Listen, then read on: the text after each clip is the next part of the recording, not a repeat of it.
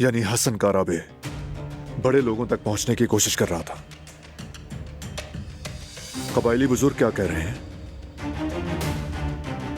चलो शुक्र है। सबको मेरा बहुत बहुत सलाम कहना इस्माइल आगा। अगर कोई नई खबर मिले तो फौरन इत्तला करना। जी शुक्रिया, अल्लाह हाफिज।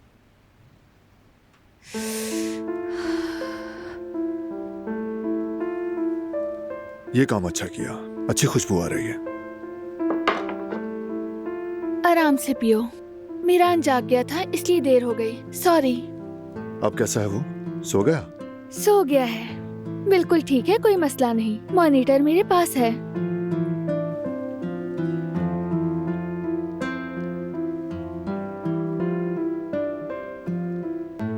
तुम किससे बात कर रहे थे? मार्दीन के एक कबायली बुजुर्ग से। कोई नई खबर है?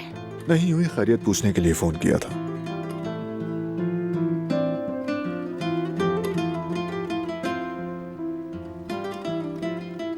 बहुत अच्छी बनी है मेरी जान। ये कॉफी वाकई थकन उतार देगी। तुम्हें सुकून मिलेगा। तुम भी थकी हुई लग रही हो। आराम नहीं किया तुमने?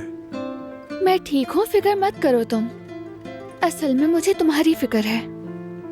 तुम खुद को बहुत थका देते हो और मैं भी तुम्हारे लिए कुछ नहीं कर पा रही हूँ। तुम्हारा होना ही मेरे लिए सबसे बड़ा सहारा है दिलान। इससे ज्यादा चाहना नादानी होगी।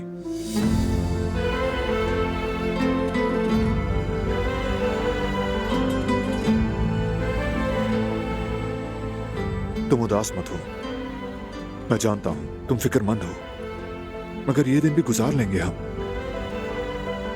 देखो, तुम और मीरान मेरी जिंदगी का सरमाया हो। मैं तुम्हें कभी भी कोई नुकसान नहीं पहुंचने दूंगा, कभी नहीं।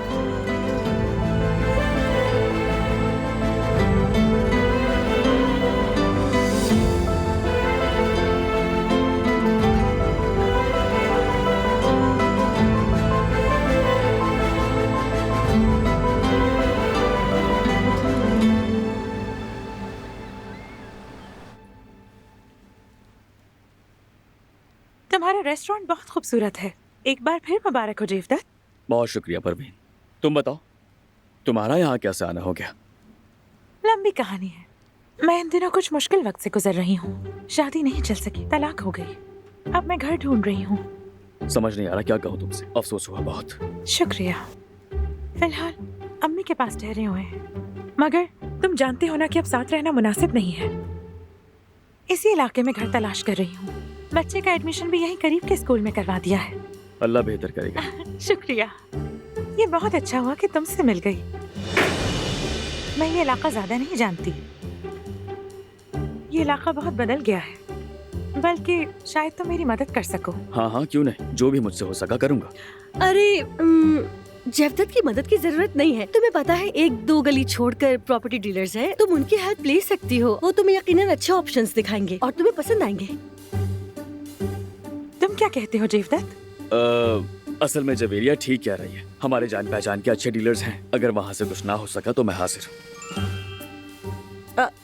अरे जान, मामू जान हमारा इंतजार कर रहे होंगे। वो गेस्ट आने वाले हैं ना, तो हमें जल्दी जाना होगा मेरी जान।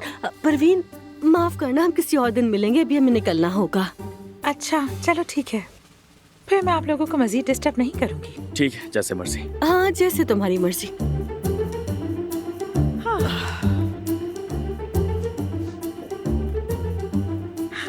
तुम्हें देखकर बहुत खुशी हुई। अपना ख्याल रखना। तुम भी अपना ख्याल रखना। अल्लाह हाफिज। अरे मामू जान, हम लोग आपकी तरफ ही आने वाले थे, आप लोग आ गए। खुश बहुत आमदीद। बहुत शुक्रिया जवेरिया बेटी।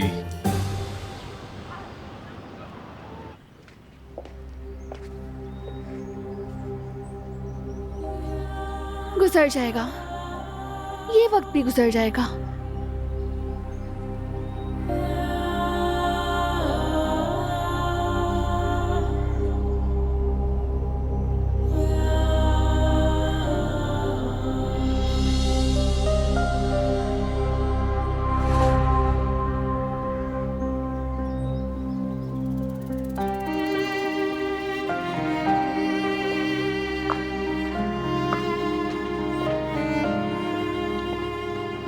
तुम भी दिलान?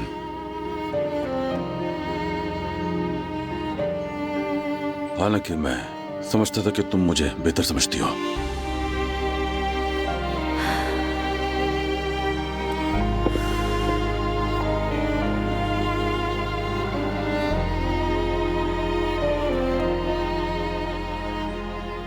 आप ठीक कहते हैं।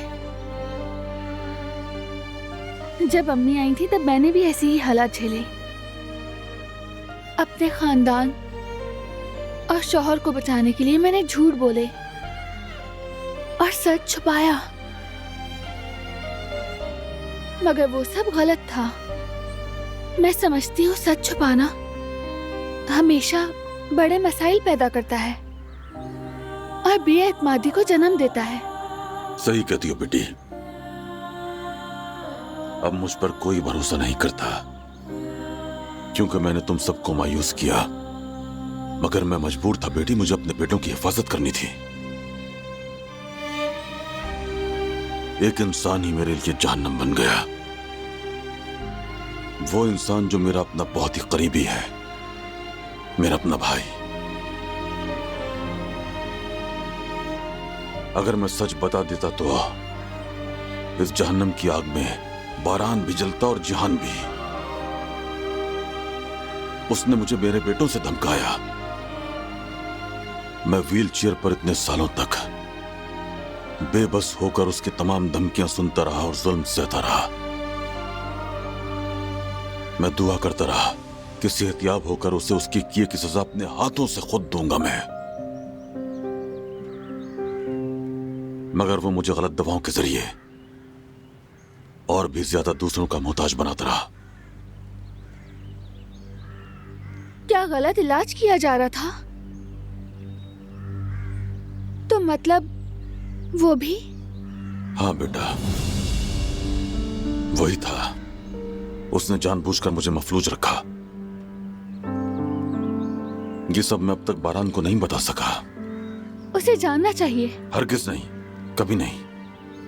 इससे बारान के दिल में हसन के लिए नफरत और भी बढ़ जाएगी। जो होना था वो तो हो ही चुका। काश पहले मालूम होता। कम से कम ठीक होने के बाद तो आप बता देते। मैं कैसे बताता बेटा? तुम लोग खुशियों के सफर पर थे और मैं तुम्हारी खुशियों का रंग फीका नहीं करना चाहता था। सोचा था खुद संभाल लूंगा, मगर नहीं संभाल सका। मैं कभी ये सोच ही नहीं सका कि मेरा भाई हसन मुझे बार बार बिच्छू की तरह डसेगा। मुझे समझ नहीं आ रहा कि मैं क्या कहूँ। कुछ मत कहो बेटी, बस मुझे समझ लो, यही काफी है।